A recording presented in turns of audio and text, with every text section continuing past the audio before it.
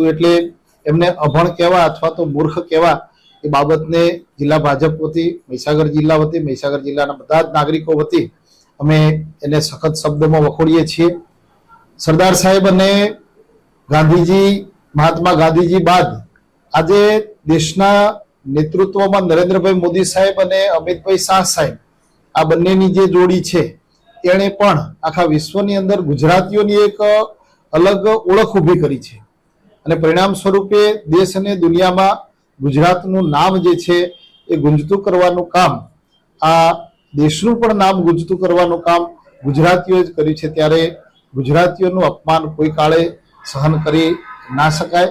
કોંગ્રેસના લોકોને ઈશ્વર સદબુદ્ધિ આપે, આવનાર સમયમાં ભવિષ્યમાં પણ આ પ્રકારના નિવેદનો ન કરે એવી જિલ્લા ભાજપ વતી એમને વિનંતી પણ કરીશું અને સાથે સાથે એમને અમે ચેતવણી પણ આપીએ છીએ કે આવનાર સમયમાં આ પ્રકારના શબ્દોનું ઉચ્ચારણ ન કરવામાં આવે. આજે દુનિયા જાણે છે કે દેશના વડાપ્રધાન શ્રી નરેન્દ્રભાઈ મોદી સાહેબ વારંવાર કહે છે કે વર્તમાન સમય જે છે એ વર્તમાન સમય ગૌરવ લેવા જેવો છે, એકતા સાથે આગળ વધવા માટેનો છે. અને એવા સમયમાં બધા જ દેશના વિભિન્ન રાજ્યના તમામ નાગરિકોને પણ વારંવાર કહે છે કે આ સમય એકતાનો છે, ત્યારે સૌએ એક થઈ એકતાના કામ કરી અને દેશને આગળ વધારવો જોઈએ.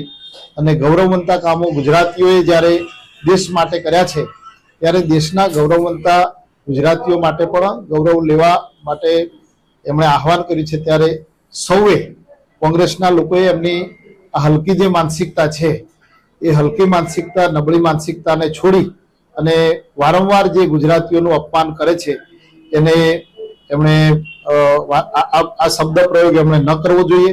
આજના દિવસે વિશેષ કંઈ ના કહેતા ગુજરાતના તમામ નાગરિકો કે જેઓ રાષ્ટ્રીય નેતૃત્વ સાથે છે એ તમામને જિલ્લા ભાજપ વતી શુભકામનાઓ પાઠવું છું. અને કોંગ્રેસના લોકોને વિનંતી સાથે અને સાથે સાથે અહીંયા અમારા મહીસાગર જિલ્લાની અંદર પણ જે લોકો છે એમને પણ કહેવું જોઈએ કે મલ્લિકાર્જુન ખડગે જે ગુજરાતીઓ માટે શબ્દ બોલ્યા છે એને અમે સમર્થન કરતા નથી, એમ કોંગ્રેસના લોકોએ બોલવું જોઈએ.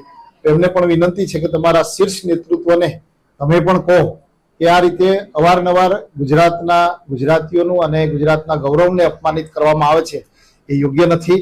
નહીં તો ગુજરાતની પ્રજા તમને નહીં સોખી લે, મહીસાગરની પ્રજા પણ તમને નહીં સોખી લે, સમય તમને જવાબ આપશે. આભાર.